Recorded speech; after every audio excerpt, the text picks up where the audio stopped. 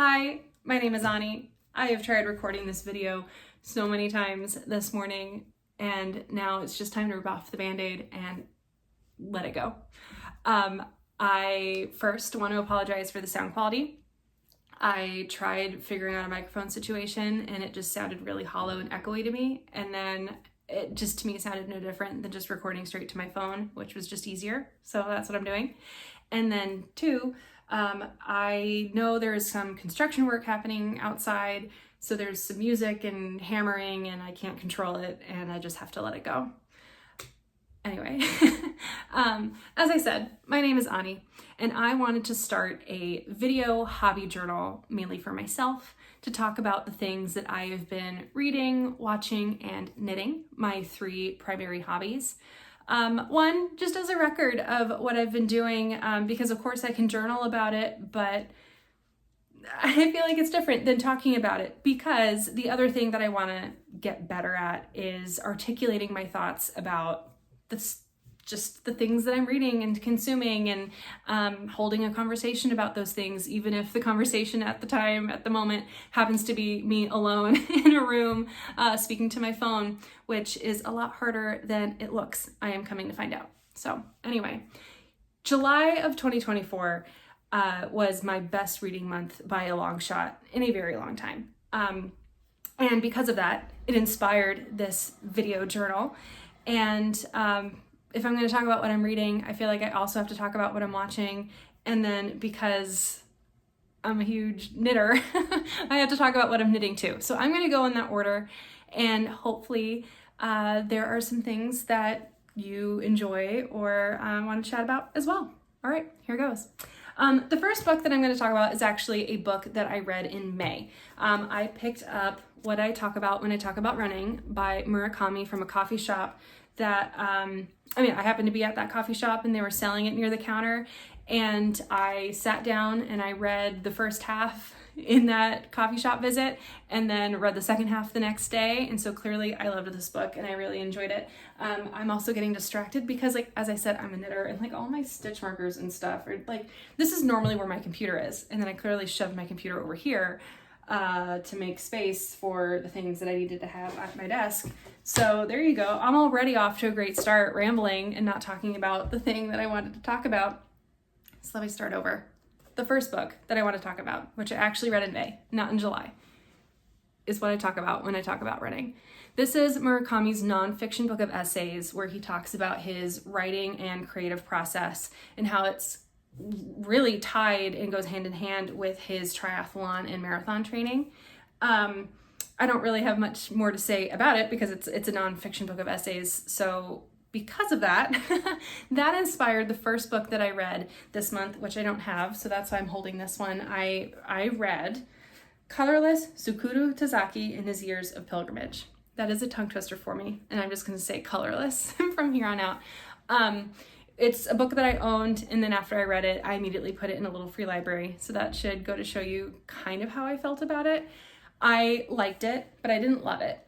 And it is a book about a man who is in his 30s or so, reflecting on his friendship from high school with a group of friends. So it's a group of 5 friends, 4 in him, and the 4 other friends all have colors incorporated into their names. And so he is colorless because he does not have a color in his name, in his formal name. And once he has left his small town and moved to Tokyo for college and to start his career, and his 4 friends who have stayed behind are behind, they reach out to him and they say, hey, we are no longer maintaining a relationship with you, a friendship with you. Don't ask us why, but from here on out, it's over. And he has no closure. He just has to move on with his life, and he's just spending the next 15 or so years, because he's in his 30s, 40s, wondering what happened. And in the novel, he is now dating a woman, and this woman encourages him to reach out to his friends, or at least look them up and follow up to see what's going on, because then maybe he can get some closure, because it's clearly still affecting him all these years later. And it was a really interesting book to read after reading this one, because I don't know when that one was published compared to like when these essays were published. I could have looked that up, and I'm sorry that I didn't. But a lot of like what he does in his spare time, swimming and running, obviously Murakami does. And so knowing about how that plays a huge role in Murakami's life is now playing a role in his character's life was interesting to me. And then a lot of this book also touches on living in small towns versus living in big cities like Tokyo and Boston. And of course, that is a major component of the Colorless novel because he comes from a small town and then moves to Tokyo. So that are my first 2 books that I was going to chat about. Next is a Shakespeare play. I read As You Like It. So in August of 2020, decided that I wanted to read every Shakespeare play in a calendar year. And then quickly realized that that's like 35, 36 some odd plays at a pace of like 2 to 3 plays a month, just kind of like quickly just dampens your enjoyment of reading a Shakespeare play if Shakespeare plays are something that you enjoy. And spoilers for the books here, but anyway, and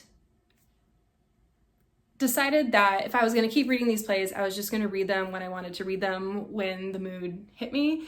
And the mood hit me this month to read As You Like It, because there are a couple of streets in my town that are named after characters in this play. And I was driving down Roseland and I was like, yeah, I can't believe I haven't read As You Like It yet. Let me just read As You Like It. So this doesn't fall in my like top 5, like top 3rd Shakespeare plays, but it was a light one. It was a good one to read for July, really quick. I definitely want to see a movie of it or a performance of it, but of course, like what's accessible to me right now is renting the movie. So hopefully I will get to that at some point soon, but that is As You Like It by William Shakespeare. Okay, I'm skipping ahead to what I've just most recently finished, and that is The Midnight Feast by Lucy Foley. I'm not going to get too deep into this one because I feel like this is a really popular book going around. As you can see, it's my library copy. I need to return it. It's not overdue. I just still have it because I just finished it, but the glare is kind of hard to navigate. I read her book, I think it was The Hunting Party, that they all have these something, and I really, really liked it. And then I had a really hard time getting into her next 2. But then ended up really liking this one. I'm glad I gave this one a shot. And so that's like 50-50 for me on Lucy Foley books. But this book is set at a hotel resort that is a renovated manor home. The granddaughter of the man who owned the manor home inherits the home and has it completely fixed up and remodeled to be this very exclusive hotel resort that opening. And this all takes place on the opening weekend of that resort, is very disruptive, I would say, for the town, for the farmers in the town, the locals, and it starts to bring up events of the past. I don't want to give too many details away because it's a mystery, it's a thriller. So, and it's how the events of this weekend unfold, and missing people and mysterious black cloaked with dark raven-like feathers characters are seen in the woods, but are they really there, or are they affecting the events of this weekend? So anyway, I actually really, really liked it. And if you are looking for a summer thriller set in the summer, this is it. This is set in July. It's set in midsummer.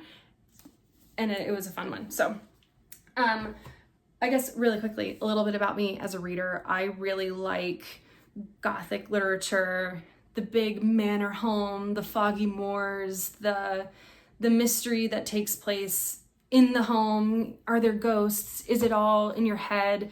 Those kinds of books. So I really liked this one because it hit those summery vibes for me.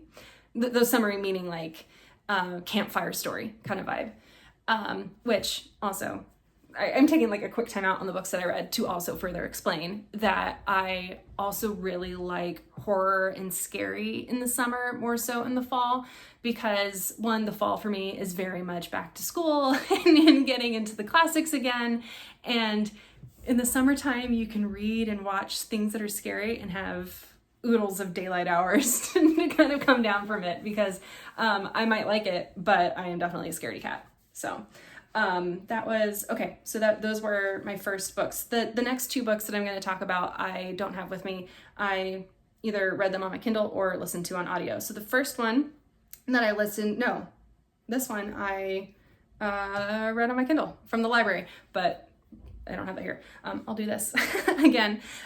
Was The Fury by Alex Michaelides. I looked it up before recording this video, so hopefully I said that correctly. I won't get too deep into this one either because it's a popular book and a popular author, and I'm sure you've seen it around or you've seen reviews of it already. But I hated it at the time, and then after finishing it and thinking about it, ended up really, really liking it. It is another Somerset thriller, this time about this famous actress and her group of friends and her husband and her family and her son going to her private island in Greece, and there is a murder, and this character who's narrating the story is letting the events unfold for you to tell you about what happened and what led to their trip to the island and how this mystery unfolded. So yeah, as I said, didn't like it while reading it. It was like an angry read of like, oh, I need to finish this so I can figure out what happens next and then like decide once and for all if I liked it or not. And I ended up really, really liking it. And then the last book that, I'll do this again too. Is this weird to do? That I listened to is a nonfiction book, and I need to like hold my notes because it's a very long title and I want to get it right. Rabid, A Cultural History of the World's Most Diabolical Virus by Bill Wasik and Monica Murphy. This is a book, it came out in 2012, and I feel like the year that it came out is pretty significant because there have been more, like, I don't know, events, well, of course the pandemic, but there have been more things that have come out since 2012 on how we treat rabies, how we treat diseases like rabies, but this book doesn't just touch on that. It's, as the title suggests, the cultural history of rabies.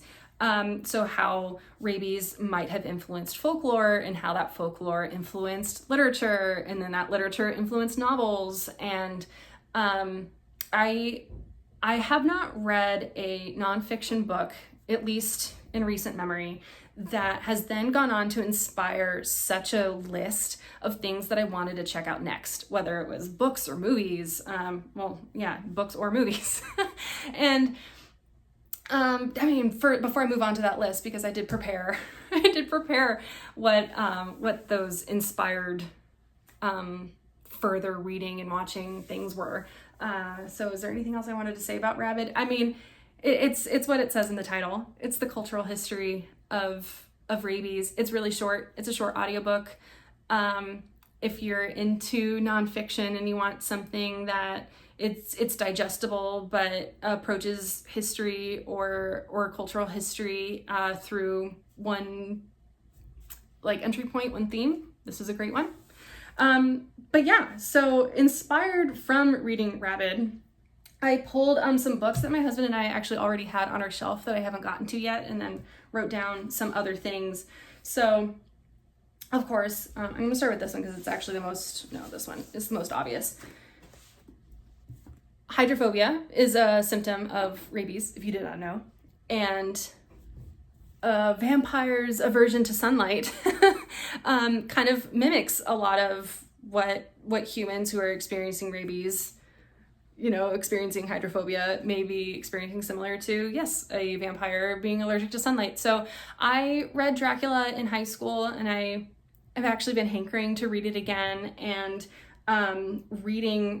listening to Rabid rather got me thinking like, I just really read this again. I love the Francis Ford Coppola movie version of Dracula, which is very faithful to this. So that was the first one that I pulled from my shelf, inspired by Rabid. And then branching off of that, but not one I'm interested in rereading anytime soon, is Frankenstein, which we have it somewhere in the house and I just couldn't find it. So, but of course, Frankenstein was a book that was mentioned a lot in this. Next, I don't remember in what capacity this was mentioned, but it was mentioned, so I wrote it down, and I have not read it, of course, which is why I'm showing you these, is the Song of Roland. I think this is going to be like maybe a future like back to school, I'm not in school, I'm not near school, read for me.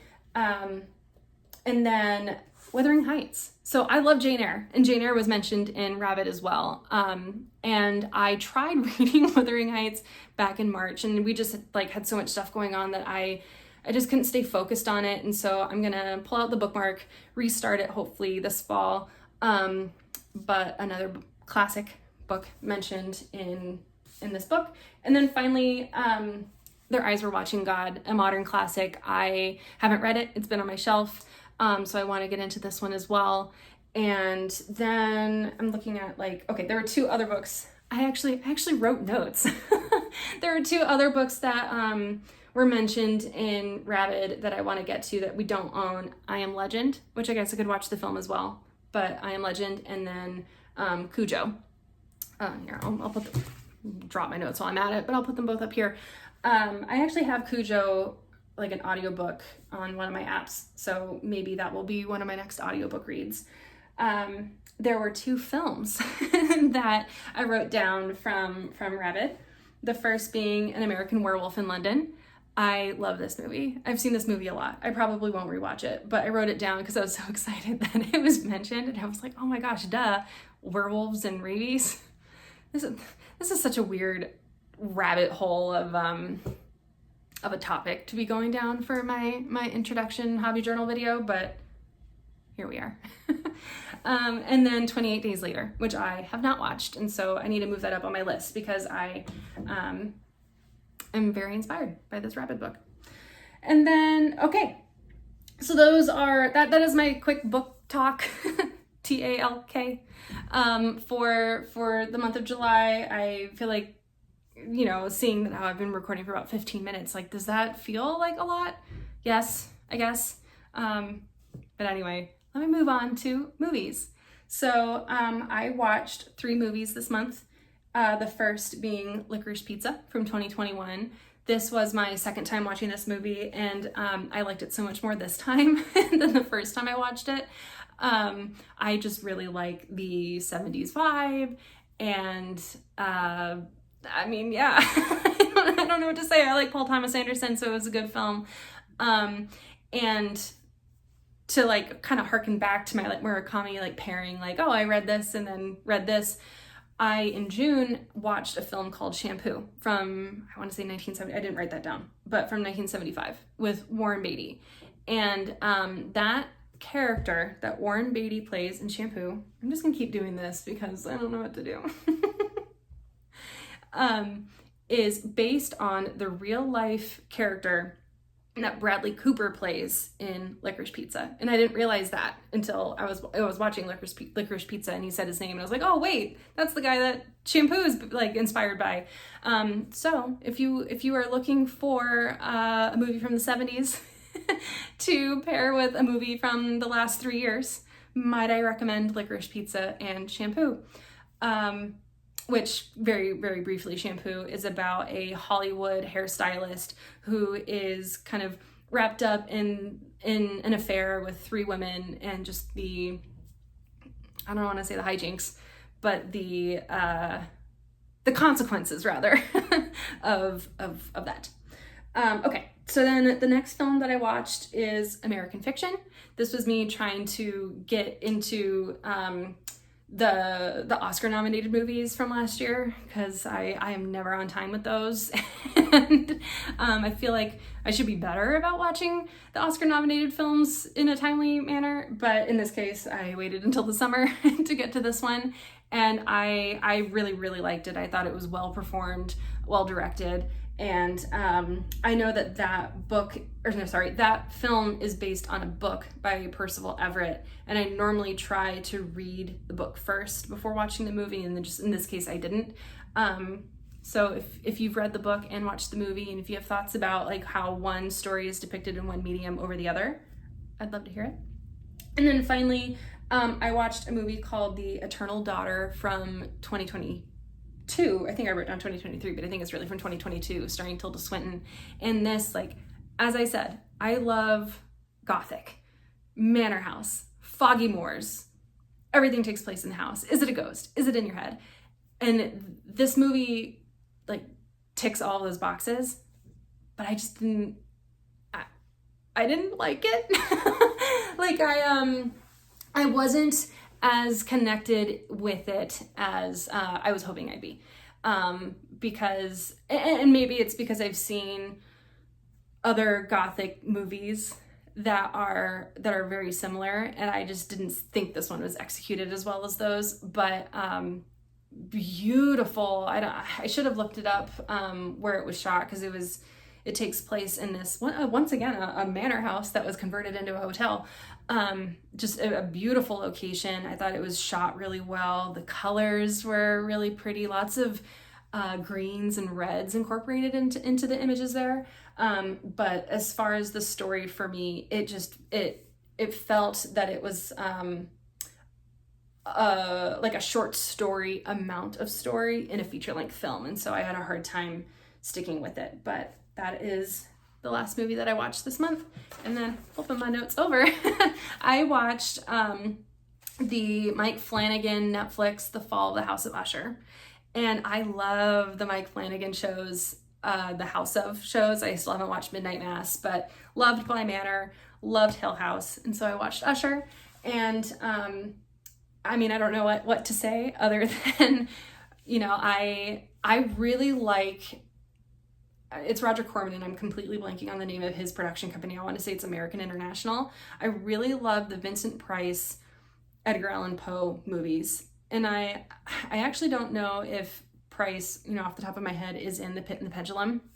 But if you're looking for a 60s horror movie, so it's like, it's scary, but it's not too scary, The Pit and the Pendulum is an excellent one. I just totally broke off. I'm like talking about Mike Flanagan and The Fall of the House of Usher, and then I'm talking about Roger Corman movies. The Roger Corman Poe movies are pretty great.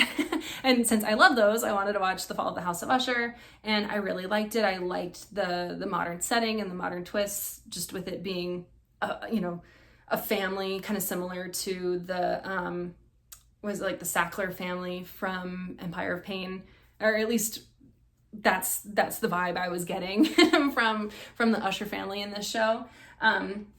So a little bit of bonus reading then that I did this month. I don't really count short stories in my reading progress for the month, but I did read The Black Cat and reread The Fall of the House of Usher from this Edgar Allan Poe collection of short stories inspired by watching the show. And so I'm excited to keep reading more of these, because there are some more that I haven't really read since high school, like The Mask of Red Death and things like that. So I just will hop in and out of that probably over the course of the next few months and see where we go. Cool. So that is what I watched. Now, I don't know if like knitting is too far like removed from hobbies like that, but that's why I'm doing it last. But I knit a lot as well. So I'm going to talk about some projects that I finished in the month of July. And they're pretty small. So first is this hat. This is the Yearling hat by Lindsay Fowler. And I knit this up in, I have my notes here, my Farmer's Daughter Fibers Bear Paw DK, the color Mars of Us. It is so soft and floppy, and I wanted this to be a floppy beanie, like a big floppy beanie, and I kept messing up the brim into the hat for this hat. And I was getting really frustrated, and like finally I got there, and then misread the pattern, and I didn't knit enough repeats for the hat. So then by the time I did the crown decreases, now when I put this on, it is just a very tight fitting cap, which is totally usable and wearable. It's just not what I set out to do. This is my second time knitting this pattern. I knit the size larger before, and it was too big and too floppy, which is why I knit a size down for this one and then just like messed up all around. But hey, I still have the big floppy hat that I wanted in the first hat. So I have two perfectly fine and usable wearable hats, and they're very different. I just didn't achieve the goal that I set out to achieve. But either way, it's a beautiful hat. The contrast color here is Spin Cycle Dream State in Light Years, which, I mean, my unfinished sweater is sitting on the other side of my desk, and I won't show it right now, but I had about like 20 grams of this color left over from the color work in what I'm knitting in a sweater over there, and I thought it really popped with this purple color. So that is my first project. My second project here is the Manhattan Hat by Tori Yu, and it is in Brooklyn Tweed Piri in patina. I took 2 strands of Piri, so it's the worsted pattern, basically a worsted weight hat. And then actually when I originally cast this on, I was just gonna do a basic rib beanie with like a basic crown. And then as I was doing it, I was like, well, I want something a little bit more interesting for the top. So I had to cheat the math a little bit to get the numbers right to do the decreases, but I really like the way it looks, and it's really thick and really squishy, and it's gonna be really warm.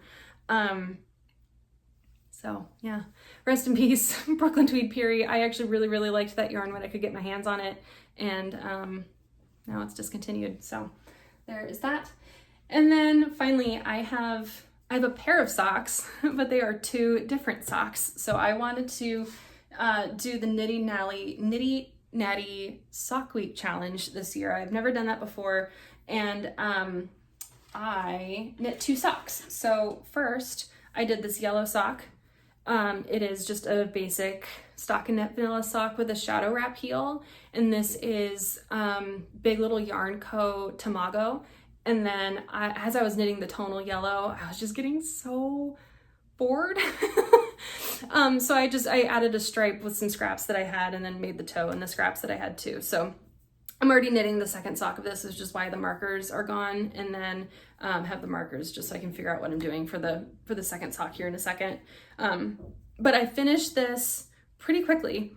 I finished this pretty quickly with about 3 days left to spare in the Sock Week challenge. And because of that, instead of knitting the second sock in that time, I wanted to try and do a shorty. And so that's why I said I have a pair, but I don't really have a pair. So I knit the shorty, and I did this in 2 days, which was insane. And I probably will never do that again, unless I try and do this again next summer for Sock Week, which is a challenge to try and knit 1 sock over the course of a week. And I knit 2, which I'm really, really proud about. So this is an oopsie skein from Sorella Yarn with, I had these leftovers from some Woolberry Fiberco yarns. Like these were mini skeins, and I had 8 grams of each mini skein left over. So did a contrasting cuff and a contrasting toe.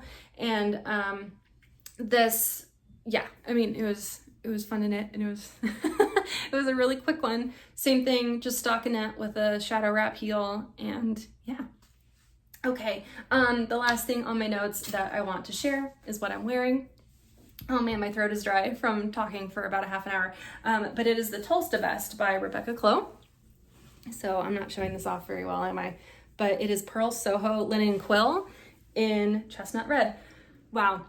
You know what? I got through this whole video. Hopefully, I mean, I haven't edited yet, but I got through this whole video without having to like make any cuts as far as I know. And then I got to the end here and my throat couldn't handle it. All right. Thanks for watching my first hobby journal. That's what I'm calling it, because that's what it is. It's just it's a journal of the things that I've done this month as far as my hobbies go. And I hope to try and do some more. This was a very productive month for me, not in the norm. I can't remember if I said that at the beginning of this video or not. So if I do these monthly, that'd be really cool. Let's be honest, it probably won't be monthly, just so I can have enough things to talk about when I sit down to record. So if you've read any of these, watched any of these, knit any of these patterns, let me know if you have anything that you recommend based on what you saw here and what I've said I liked. I'd love to hear it. And yeah, once again, I apologize for the sound. And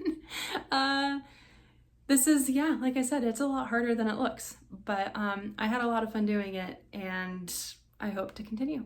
All right, thanks. Bye.